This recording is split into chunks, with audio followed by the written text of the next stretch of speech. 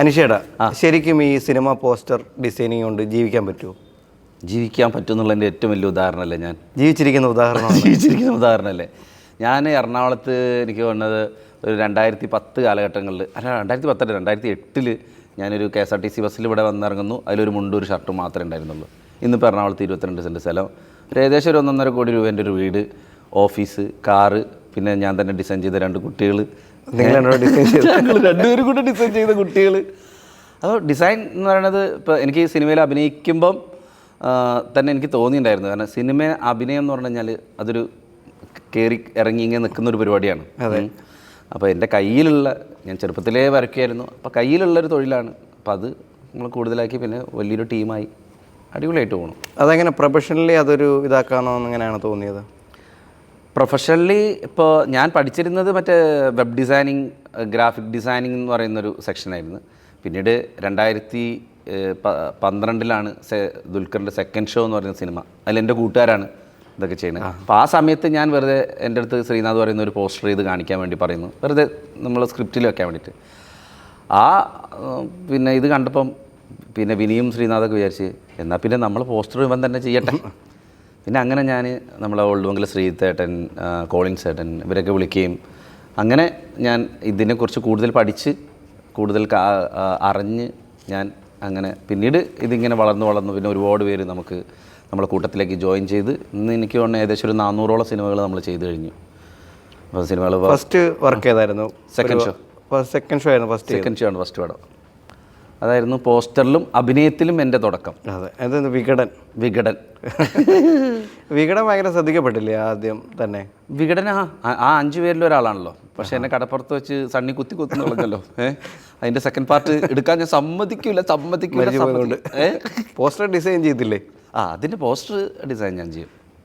പിന്നെ അത് കഴിഞ്ഞ് കൂതറ, വേറെ അതിൻ്റെ ഇടയിൽ ഹല്ലേലൂയ അങ്ങനെയുള്ള കുറച്ച് സിനിമകൾ ചെയ്തു. കുതിരയുടെ പോസ്റ്റർ നമ്മളായിരുന്നു. കുതിരയുടെ പോസ്റ്റർ ലാലേട്ടൻ്റെ ഒരു വിളക്കൊക്കെ പിടിച്ചിരിക്കുന്നത്, അത് കുറച്ച് ഹൈപ്പ് ഉണ്ടാക്കി. അപ്പം നമ്മളിപ്പം സിനിമ എന്താണെന്ന് അറിഞ്ഞുകൊണ്ട് അതിൻ്റെ പോസ്റ്റർ ചെയ്യുന്നതാണ് എപ്പോഴും നല്ലത്. ഇപ്പം നമ്മൾ ചെയ്യുന്ന സിനിമകളൊക്കെ എടുത്ത് നോക്കിയാൽ അറിയാം.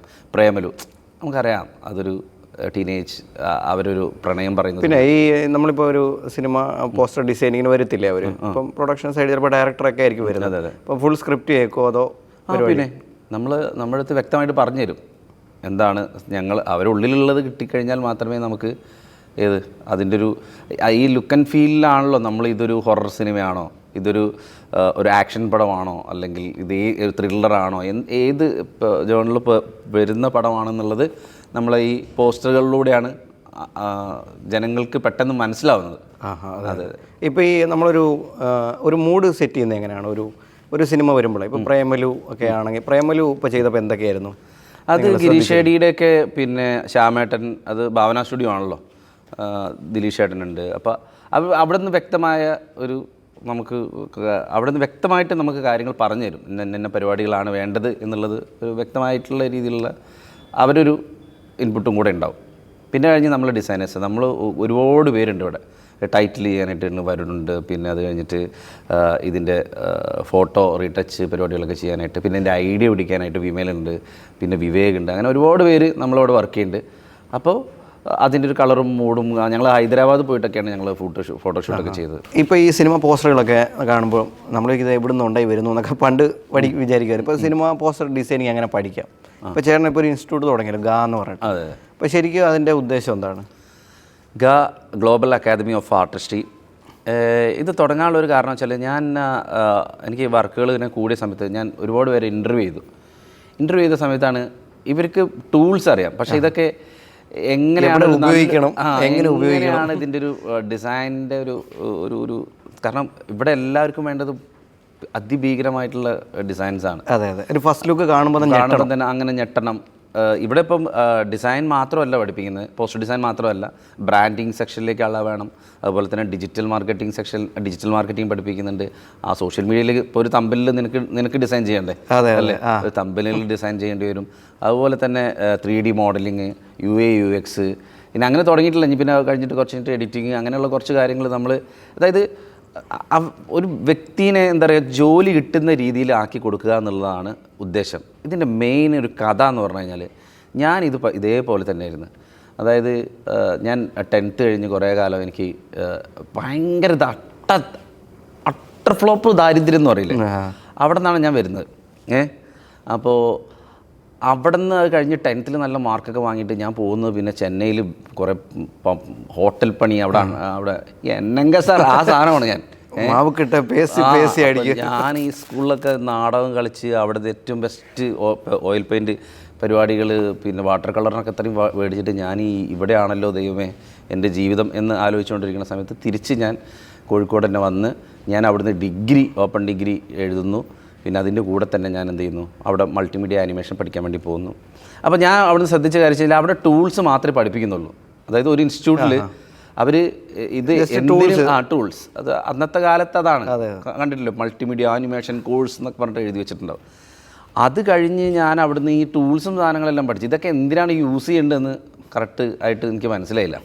പിന്നീട് ഞാൻ എറണാകുളത്ത് വന്ന് ഇപ്പോൾ പല സ്ഥാപനങ്ങളിൽ ജോലി ചെയ്യുമ്പം അവിടെ പഠിച്ച നല്ല ബിരുദന്മാരുണ്ടാവല്ലോ, അവരാണെങ്കിൽ ഈ മോണിറ്റർ ഒന്ന് ചെരിച്ചു വെക്കും, കാണിക്കത്തില്ല, ഞാൻ പഠിച്ചാലോ അങ്ങനെയൊക്കെ.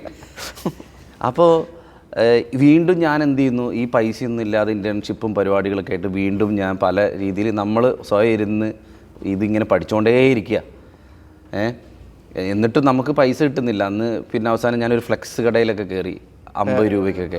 പക്ഷെ അവിടെ പിന്നെ വൻ തിരക്കായിരുന്നു. കാരണം ഞാൻ കിട്ടുക മറ്റേ ഭഗവതി ക്ഷേത്രം ഉത്സവം മറ്റേ ഫുൾ കഴിവ് ഞാൻ എടുത്ത് നമുക്ക് എനിക്ക് ഒരു വലിയൊരു ഭാഗ്യം വെച്ചാൽ ഞാൻ നന്നായിട്ട് വരയ്ക്കുമായിരുന്നു.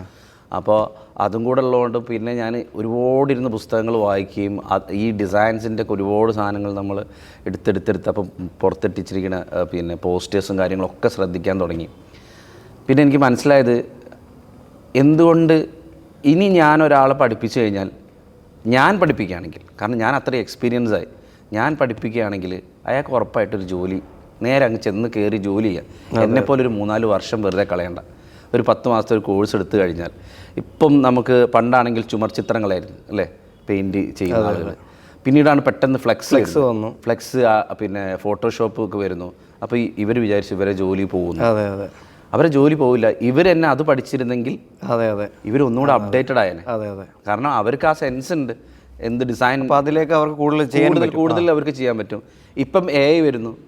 AI എന്ന് പറയുന്നത് നമ്മളെ സഹായിക്കാനാണ്. നമുക്ക് ശരിക്കും ഇപ്പോൾ AI വരുമ്പോൾ എല്ലാവരും AI പേടിക്കണമെന്നാണ്. ശരിക്കും AI പേടിക്കേണ്ട ആവശ്യമുണ്ടോ? AI പേടിക്കല്ലുണ്ട്. AI ഇപ്പോൾ നിങ്ങൾ ഇതിൻ്റെ AI പരിപാടികൾ അങ്ങനെ ഇപ്പോൾ പോസ്റ്റർ ഡിസൈനിങ് തന്നെ AIയിലേക്ക് വരുവാണെങ്കിൽ ഇപ്പോൾ അങ്ങനെ പേടിയുണ്ടോ, അതോ അത് കുറച്ചുകൂടെ നമ്മളെ സഹായിക്കുകയാണോ ചെയ്യും? എന്നെ സമയത്തുള്ള ഒരുപാട് സഹായിച്ചിട്ടുണ്ട്. കാരണം ഇപ്പോൾ പല സിനിമയുടെ സ്റ്റിൽസ് എല്ലാം നമുക്ക് കിട്ടാറില്ല.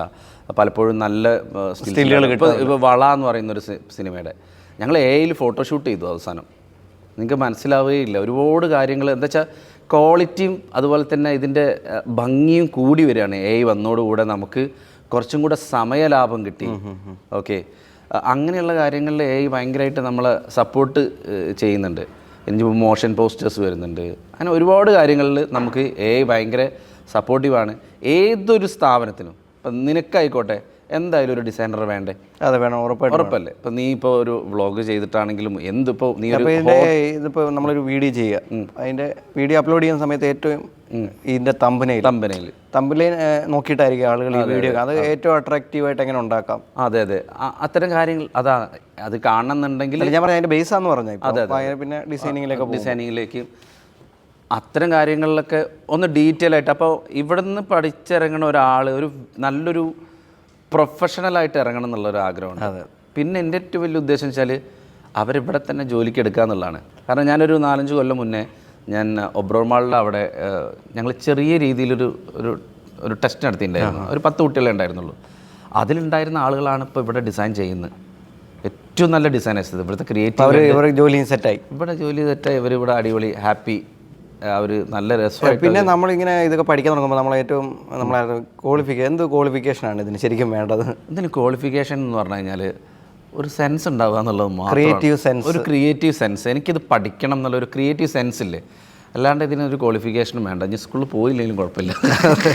അത്യാവശ്യം ഇംഗ്ലീഷിൽ ടൈപ്പ് ചെയ്യാനും അത്യാവശ്യം ഇംഗ്ലീഷ് വായിക്കാനും മലയാളം എഴുതാനും ഇത്രയും മതി നമുക്ക്. ബാക്കി പിന്നെ നമ്മുടെ ഒരു ക്രിയേറ്റിവിറ്റിയാണ്, ബാക്കിയെല്ലാം നമ്മളെ ക്രിയേറ്റിവിറ്റിയാണ്. കാരണം പിന്നെ സുഖമായിട്ട് എവിടെയാണെങ്കിലും ഇപ്പോൾ ഞങ്ങൾക്ക് തന്നെ ഒരുപാട് എൻക്വയറി വരുന്നുണ്ട്. ഇവിടുന്ന് ആരെങ്കിലും പോവുകയാണെങ്കിൽ ഞങ്ങൾക്കൊന്ന് തരണേ, അല്ലെ ഈ ഇൻസ്റ്റിറ്റ്യൂട്ടിൽ പഠിക്കുന്ന കുട്ടികളെ ഞങ്ങൾക്ക് തരണേ എന്ന് പറഞ്ഞ് ഇപ്പോഴേ ഓൾറെഡി ബുക്കിങ്ങാണ്. അപ്പോൾ അത് ഞാൻ പറഞ്ഞില്ലേ, ഇത് എന്തുകൊണ്ട് ഞാൻ പഠിപ്പിച്ചു എന്നു ഇതിൻ്റെ ഒരു ബാക്ക്ഗ്രൗണ്ട് ഞാൻ പറഞ്ഞു. അതായത് വൃത്തിക്ക് പഠിപ്പിക്കുക എന്നുള്ളൊരു സാധനം ഉണ്ടല്ലോ, അതായത് പ്രൊഫഷണൽസ് നേരിട്ട് തന്നെയാണ് പഠിപ്പിക്കുന്നത്. അവിടെ ഒരു ഫാക്കൽറ്റീസ് അവർക്ക് ടൂൾസ് പറഞ്ഞു കൊടുത്തു കഴിഞ്ഞാൽ പിന്നീട് ഇവിടെയുള്ള പ്രൊഫഷണൽസ് നേരിട്ട് എങ്ങനെയാണ് ഈ പോസ്റ്റർ ക്രിയേറ്റ് ആയി വന്നത്, എങ്ങനെയാണ് ഞാൻ ഈ വെബ്സൈറ്റ് ഡിസൈൻ ചെയ്തത്, അല്ലെങ്കിൽ എന്താണ് 3D മോഡലിംഗ്, എങ്ങനെയാണ് ഒരു മോഷൻ പോസ്റ്റർ ക്രിയേറ്റ് ചെയ്യുന്നത്. ഇപ്പം കാട്ടാളൻ്റെ എയിലാണ് ഞങ്ങൾ മൊത്തം ഒരു മോഷൻ പോസ്റ്റർ ക്രിയേറ്റ് ചെയ്തത്. അതെങ്ങനെ ഞങ്ങൾ ക്രിയേറ്റ് ചെയ്തു, അത് ഏതിനൊക്കെ ടൂൾസൊക്കെ യൂസ് ചെയ്യണം, ഏതൊക്കെ വെബ്സൈറ്റുകളിൽ പോകണം. പിന്നെ ഓരോ ഡിസൈനേഴ്സിനും ഓരോ ട്രിക്സ് ഉണ്ടാവും, ഒരു ടിപ്സ് ഉണ്ടാവും. ഓരോരുത്തർക്കും ഓരോരോ ടേസ്റ്റ്, ഓരോ ഡിസൈനറും വ്യത്യസ്തമാണ്. അതുകൊണ്ട് തന്നെ ഇവിടെ പഠിക്കുന്ന എല്ലാവർക്കും ഇവരുടെ നിന്ന് എല്ലാവരുടെ നിന്നുള്ള കഴിവുകൾ കിട്ടും. ഇപ്പം നീ ഇപ്പോൾ ലാലേട്ടൻ്റെ കൂടെ അഭിനയിക്കുന്നു, ഇപ്പം മമ്മൂക്കൻ്റെ കൂടെ അഭിനയിക്കുന്നു, ഇപ്പം ദിലീപേൻ്റെ കൂടെ അഭിനയിക്കുന്നു, അല്ലെങ്കിൽ ഇപ്പോൾ ധ്യാൻ്റെ കൂടെ അഭിനയിക്കുന്നു, പിന്നെ അതിനെക്കാട്ടിൽ ലെജൻഡായ എൻ്റെ കൂടെ അഭിനയിക്കുന്നു. എല്ലാത്തിനും നിനക്കൊരു സാധനം കിട്ടും. ഒരു പരിപാടി നിനക്ക് അവരെല്ലാവരും വ്യത്യസ്തമായിട്ടുള്ളൊരു പരിപാടികളാണ്. ഞാനാണെങ്കിൽ ക്യാമറ വെച്ച് കഴിഞ്ഞാൽ വേറെ നിനക്കറിയാലോ. ഉദാഹരണത്തിന് ഇപ്പോൾ ധ്യാൻ ചേട്ടൻ്റെ കാര്യം പറഞ്ഞല്ലോ. അപ്പോൾ ഞാൻ പോഡ്കാസ്റ്റ് തുടങ്ങുമെന്ന് പറഞ്ഞപ്പോൾ പുള്ളി എന്നോട് നീ പോഡ്കാസ്റ്റ് തുടങ്ങിയോ, നിനക്ക് ഭയങ്കര കടമാണോ? അതുപോലെ ഈ തുടങ്ങിയപ്പോൾ പുള്ളി എന്താ പറഞ്ഞത് ആദ്യം കേട്ടപ്പോൾ? ഞാൻ ഇതുവരെ തുടങ്ങാൻ പോകുമെന്ന് പുള്ളിയോട് പറഞ്ഞു. അല്ല, പുള്ളി ഭയങ്കര പുള്ളി ഇവിടെ വന്ന് കണ്ട് ഒക്കെ ഇഷ്ടപ്പെട്ട് പുള്ളി ഭയങ്കര ഹാപ്പിയായി. കാരണം നമ്മൾ നല്ല സുഹൃത്തുക്കളിൽ ഒരാളാണ് ധ്യാൻ. ഫണ്ണാണ്. അപ്പോൾ എൻ്റെ അടുത്ത് പറഞ്ഞു, പിന്നെ നല്ല ഹെൽപ്പും ചെയ്യും നമ്മളെ. എൻ്റെ അടുത്ത് ഇനി ആഡൊക്കെ ഫ്രീ ആയിട്ട് ചെയ്തുതരാം, ആഡിൻ്റെ കൺസെപ്റ്റ് വരെ പറഞ്ഞിട്ടാണ് ഇവിടുന്ന് പോയത്. നീ അത് ചെയ്യ്, ഞാൻ വന്നിട്ട് നിനക്ക് ഫ്രീ ആയിട്ട്. എന്നെ കുറച്ച് സിനിമകളിലൊക്കെ പുള്ളി സജസ്റ്റ് ചെയ്തിട്ടൊക്കെ ഉണ്ടായിരുന്നു. അങ്ങനെ പുള്ളി ഒരുപാട് ഹെൽപ്പ് ചെയ്യും, ഒരുപാട് സിനിമകളിൽ എന്നെ സജസ്റ്റ് ചെയ്യും. അതൊരു വിളിക്കരുതെന്നാണോ? അല്ല, ഇപ്പൊ ഈ എന്നുള്ള പേര് രസമുണ്ട്, കേൾക്കുമ്പോൾ പെട്ടെന്ന് ഒരു ക്യാച്ചിങ് ആയിട്ട്. അതുപോലെ യെല്ലോ ടൂത്ത്, എങ്ങനെയാണ് ഈ പേരുകളൊക്കെ ഇടുന്നത്? ആരാണ് ഈ പേരിടുന്നത്? യെല്ലോ ടൂത്ത്സ് നമ്മൾ പോസ്റ്റർ ഡിസൈനിങ് തുടങ്ങിയ സമയത്ത് 2010 നമ്മൾ ഇത് ഓപ്പൺ ആക്കാനുള്ളൊരു പരിപാടി. പ്രൊഫഷണലി എനിക്കൊരു സ്വന്തമായൊരു സ്ഥാപനം തുടങ്ങണം എന്നൊക്കെ നമ്മൾ ആഗ്രഹിക്കുമല്ലോ എന്തായാലും. അപ്പോൾ ഞാൻ എൻ്റെ സുഹൃത്ത് കൽക്കിയുടെ ഡയറക്ടർ പ്രവീൺ ഉണ്ട്, എല്ലാവരും ഉണ്ട് അവിടെ. അപ്പോൾ അന്ന് ആ സമയത്ത് നമ്മൾ ഈ ബ്ലൂടൂത്ത് ഒക്കെയാണ് നമ്മൾ യൂസ് ചെയ്യുന്നത്. ഒരു മണ്ട പോലത്തെ ഒരു ഫോണിലെ നല്ല പ്രായമുണ്ടല്ലേ? ബ്ലൂടൂത്ത് കാലത്തുള്ളതാണോ നിങ്ങൾ? നീ ഇൻഫ്രാറെഡ് കാലത്തുള്ളതല്ലേ? അതെ, ഞങ്ങളന്ന് മുട്ടിച്ചെടുത്ത അപ്പം അന്നത്തെ കാലത്തുള്ള. അപ്പം ആരാ പ്രായം കൂടുതൽ? നമ്മളൊക്കെ ഒരേ പ്രായം വന്നു. അല്ലല്ല, ഞാൻ ബ്ലൂടൂത്ത് ആണോ ഇൻഫ്രാറെഡ് ആണോ? അത് നമ്മൾ കൂടുതൽ സംസാരിക്കാതിരിക്കുന്നതായിരിക്കും നമുക്ക് ബെറ്റർ. അപ്പോൾ ചേട്ടാ പറ മാമ. മുത്തശ്ശ ഇല്ലി പറ, അതിൻ്റെ മുകളിലാരാള്? ഇല്ല, നമ്മൾ വിഷയത്തിൽ തെറ്റി മാറുന്നു.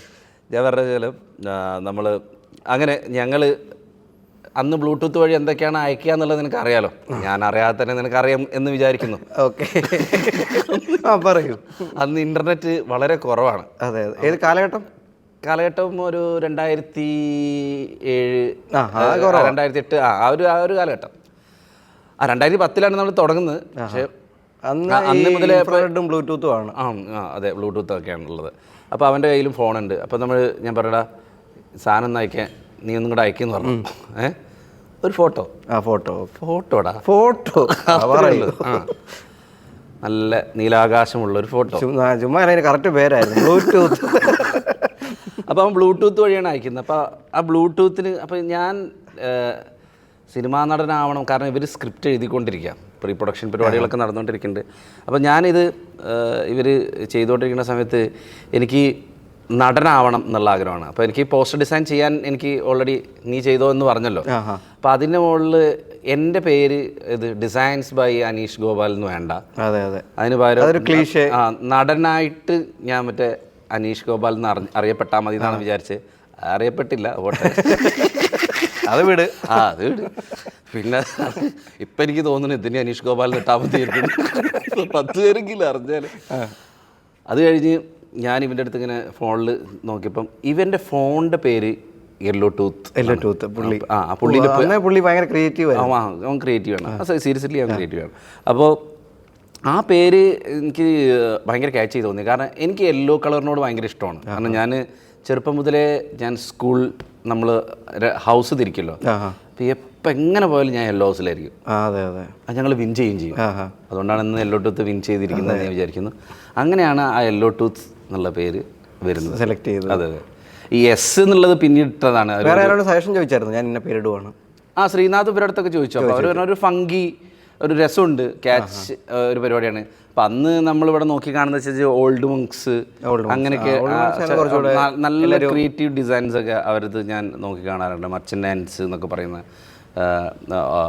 ബോളിവുഡിലെ ഡിസൈനേഴ്സ്, അവരൊക്കെ ഞാൻ നോക്കി കാണുന്നുണ്ടായിരുന്നു. അപ്പോൾ എനിക്കിത് ഭയങ്കര രസമുള്ള അങ്ങനെ എന്തെങ്കിലുമൊക്കെ ഒന്ന് പിടിക്കണം എന്നുള്ളൊരു ആഗ്രഹം കൊണ്ട് നമ്മൾ എന്ത് ചെയ്തു, നമ്മൾ ഈ സെക്കൻഡ് ഷോ ചെയ്തപ്പോൾ ഇതിൻ്റെ പേരിലായിരുന്നു യെല്ലോ ടൂത്ത് എന്ന് പറഞ്ഞാണ്. അതെ അതെ. പിന്നെ ഒരു ഓഫീസൊക്കെ തുടങ്ങിയത് എന്നായിരുന്നു?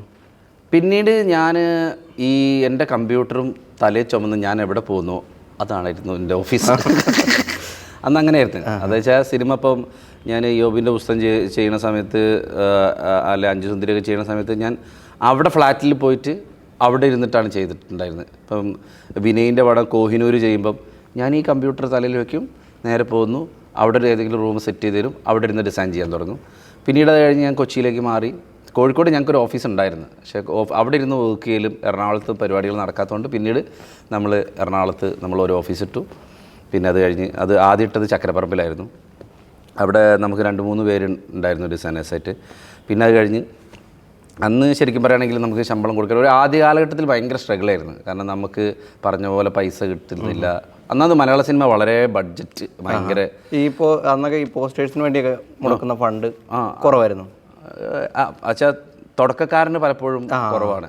ഇപ്പം ഇന്നിപ്പോൾ നമ്മൾ ക്രിയേറ്റീവ് ഇത്ര ടീം ആയതുകൊണ്ട് ഇപ്പം നമുക്ക് ഒരു പറയുന്നൊരു പേയ്മെൻറ്റിലേക്കൊക്കെ നമുക്ക് തരാറുണ്ട്.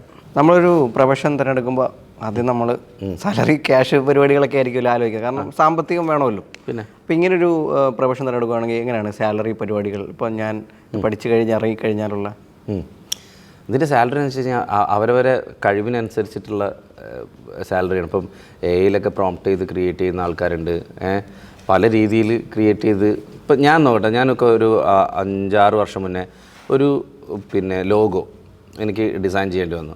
അപ്പോൾ അവർ പല സ്ഥലത്തുനിന്നും ചെയ്തിട്ടൊന്നും റെഡി ആയില്ല. എനിക്കത് US നിന്നാണ് ആ ക്ലയൻറ്റ്. ഞാൻ ആകെ 1 മണിക്കൂറേ വർക്ക് ചെയ്തിട്ടുള്ളൂ. 1 ലക്ഷം രൂപ എൻ്റെ അക്കൗണ്ടിൽ വേണം.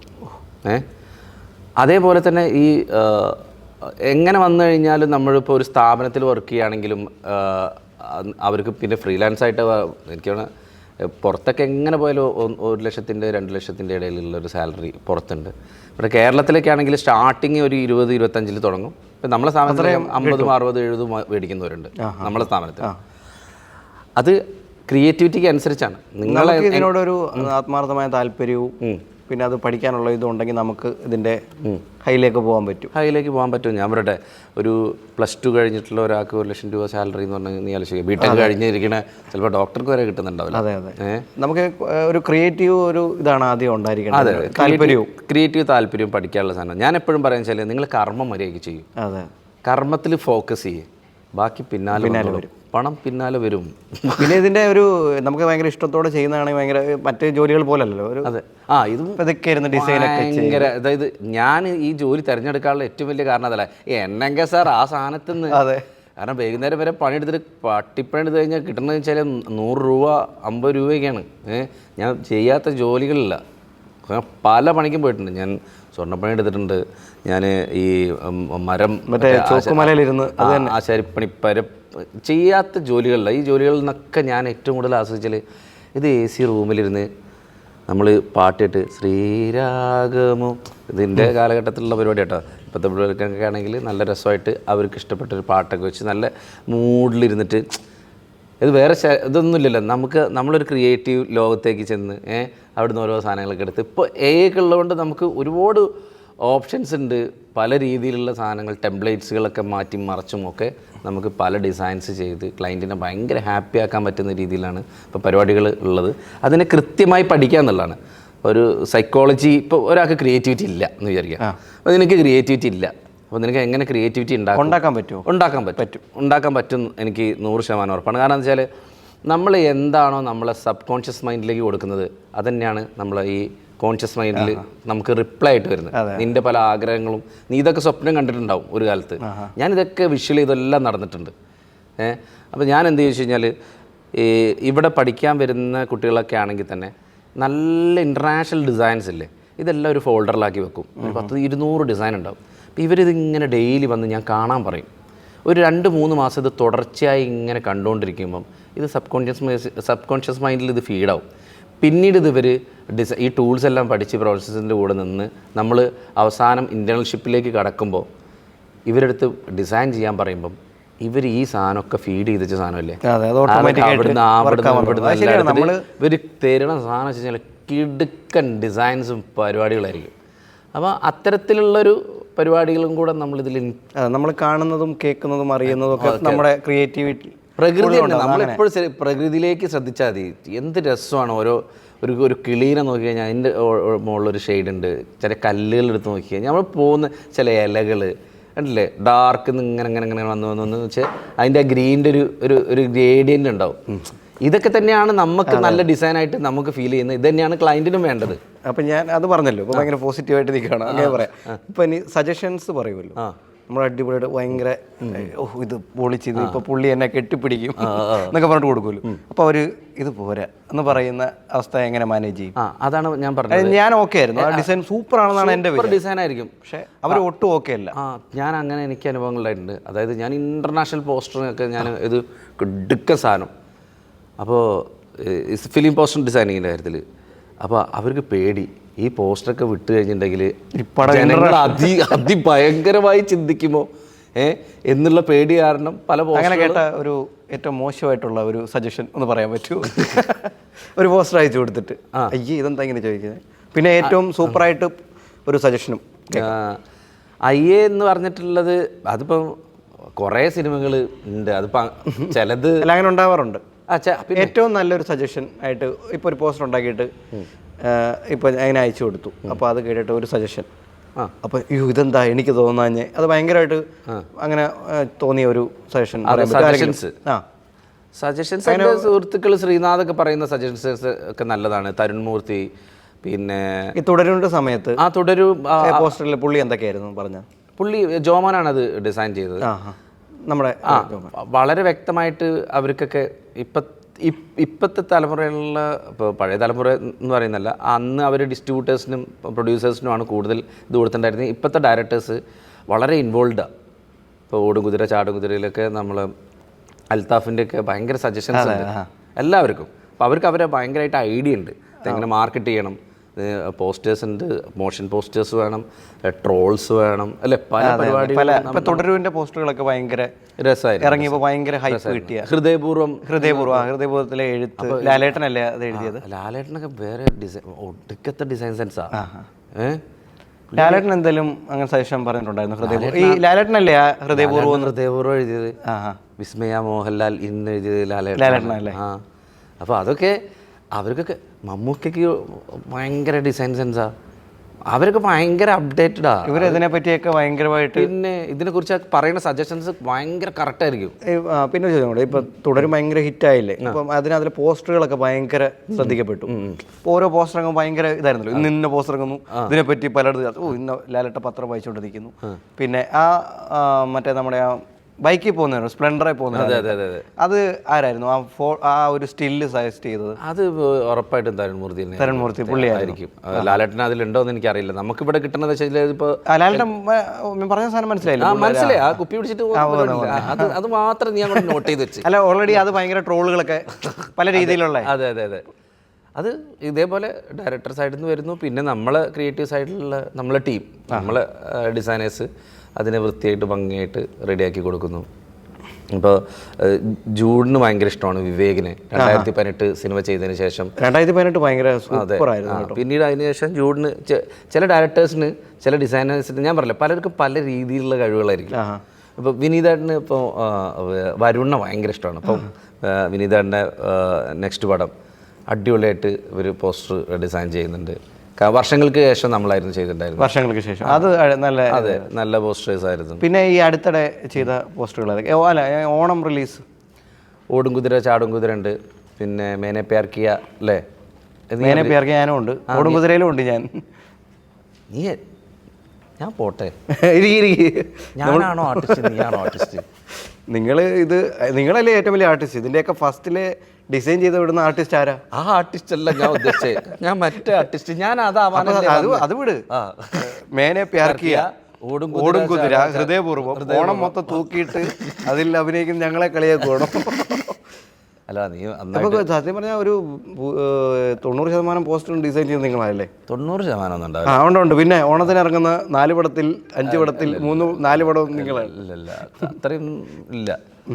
കുറച്ച് പടങ്ങളൊക്കെ നമ്മൾ സൗഹൃദത്തിൻ്റെ പുറത്തും, പിന്നെ നമ്മൾ പുറത്ത് ചെയ്യുന്നു. നമ്മൾ ടൈം ടു ഡെലിവറി ഇവിടെ ഒരു സിസ്റ്റം ഉണ്ടാക്കി വെച്ചിട്ടുണ്ട്. കാരണം നമ്മൾ കുറച്ചുകൂടെ ഹൈലി പ്രൊഫഷണൽ ആണെന്ന് തോന്നുന്നല്ലേ? അങ്ങനെ വർക്കുകൾ കൂടുതൽ പ്രൊഫഷണലി കൃത്യസമയത്ത് കൊടുക്കുക. അത്ര കാര്യങ്ങളിൽ ഞാൻ നിർബന്ധം പിടിക്കാറുണ്ട്. ക്വാളിറ്റി കോംപ്രമൈസ് ചെയ്യാതെ നോക്കുക. ക്വാളിറ്റിയാണ്. ചില സിനിമകൾ പറയും അയ്യോ ഭയങ്കര പൈസ ഇല്ല, അത് കുഞ്ഞു പടമാണ്, ബഡ്ജറ്റ് വളരെ കുറവാണ്. അപ്പോൾ അത്ര ബഡ്ജറ്റ് കുറഞ്ഞാലും ഞങ്ങൾക്ക് ക്വാളിറ്റീനെ കുറയ്ക്കാൻ പറ്റില്ല. വെറുതെ എന്തെങ്കിലും തട്ടിക്കൂട്ടിയിട്ട് കട്ട് ചെയ്ത് പേസ്റ്റ് ചെയ്ത് കഴിഞ്ഞാൽ അയ്യേ ഇതെല്ലോട്ട് ഇതാണോ എന്ന് ചോദിക്കുമല്ലോ. അപ്പോൾ അതൊന്നും ഞാൻ ഇവിടെ പലപ്പോഴും പ്രോത്സാഹിപ്പിക്കാറില്ല. അങ്ങനെ അത്ര തന്നെയുള്ളൂ. ഇപ്പോൾ അവാർഡുകൾ കിട്ടുന്ന ഉള്ളൊഴുക്ക് 2018 ഒക്കെ നമ്മൾ ഡിസൈൻ ചെയ്ത പോസ്റ്ററുകളല്ലേ? അതെ.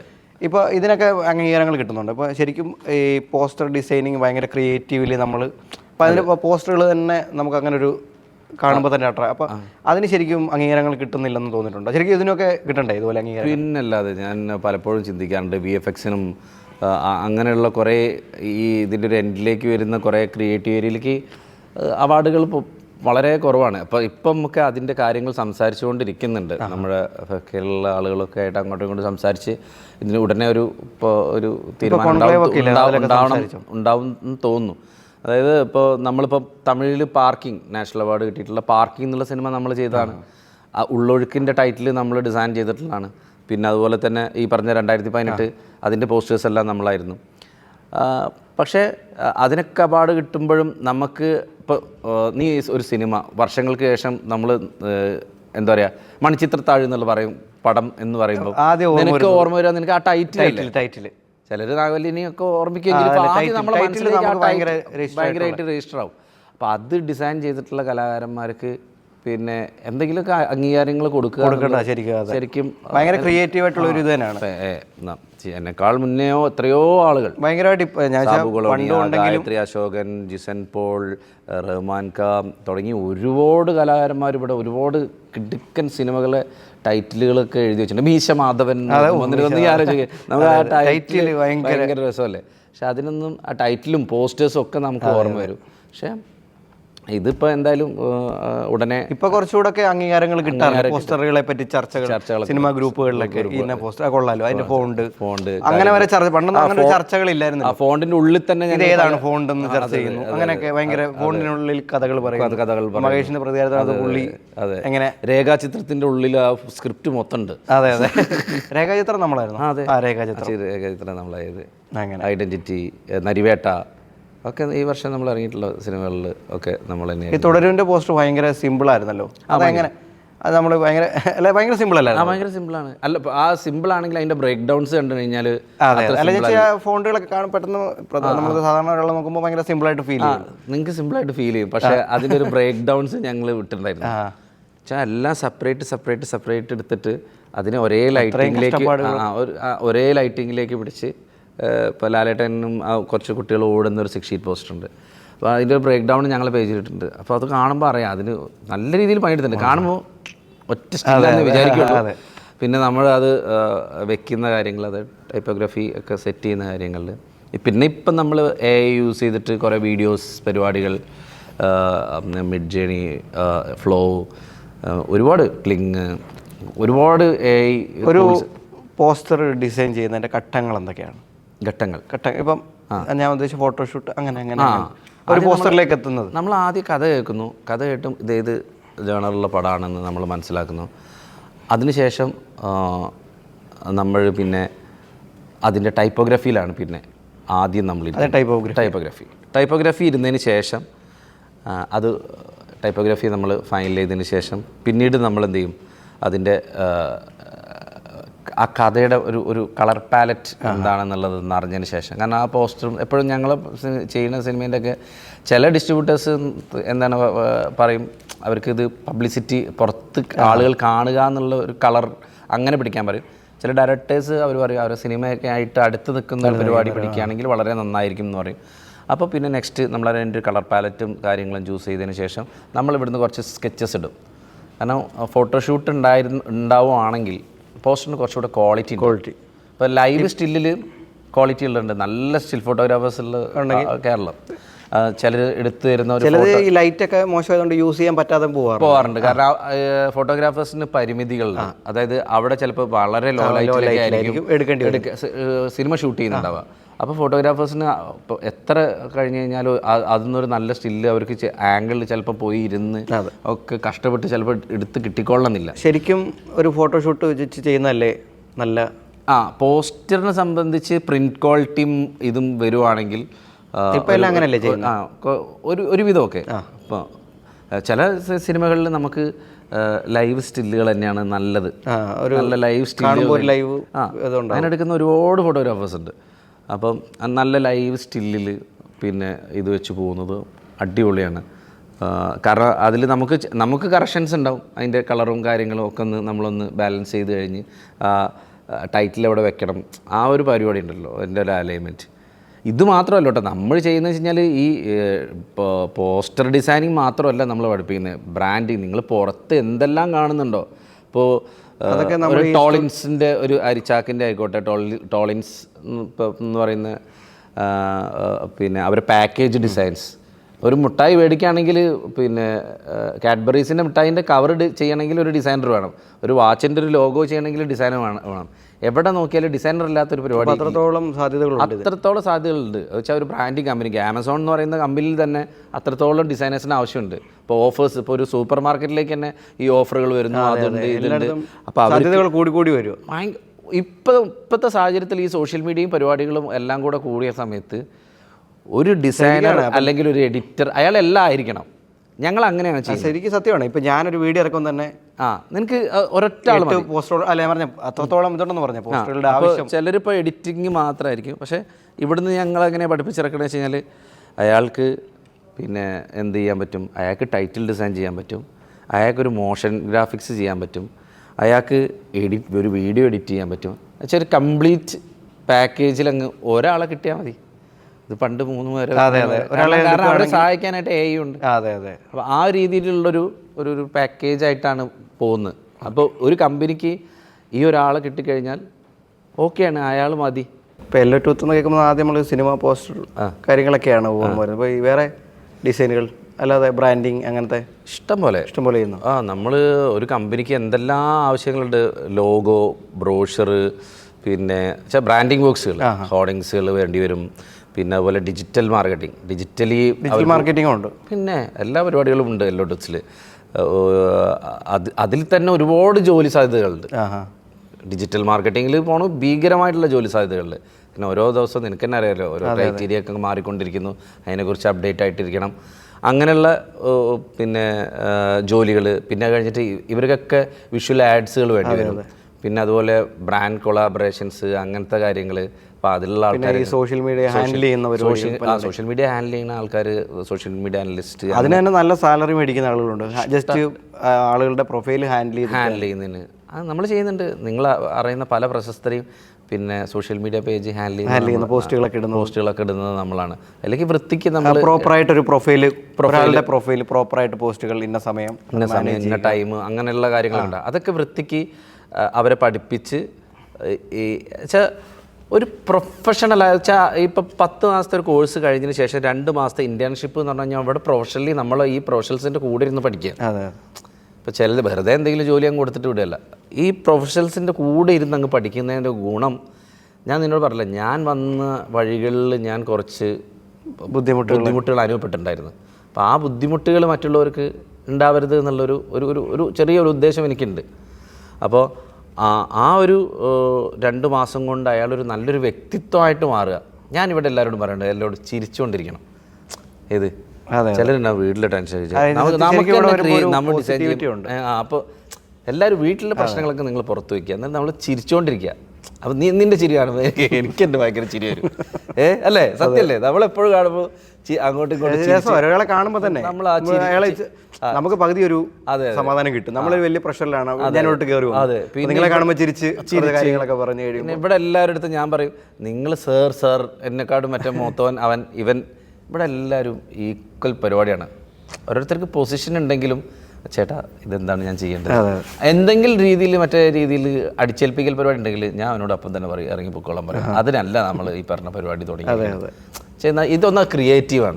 അവിടെ ഒരു ആ പരിപാടി വന്നു കഴിഞ്ഞാൽ അതുകൊണ്ടാണ് എൻ്റെ അടുത്ത് എല്ലാവരും 8-10 വർഷമായിട്ട് എല്ലാവരും എൻ്റെ കൂടെ എല്ലാവരും ഭയങ്കര രസമായിട്ട് വർക്ക് ചെയ്യാനുള്ളൊരു കാരണം തോന്നുന്നത് ഈ ഒരു നമ്മളൊരു പെരുമാറ്റം ഉണ്ടല്ലോ, നമ്മൾ അവരോട് എങ്ങനെ നമ്മൾ എന്താണോ അവർക്ക് കൊടുക്കുന്നത് അത് അവർ നമുക്ക് തിരിച്ചു തരും.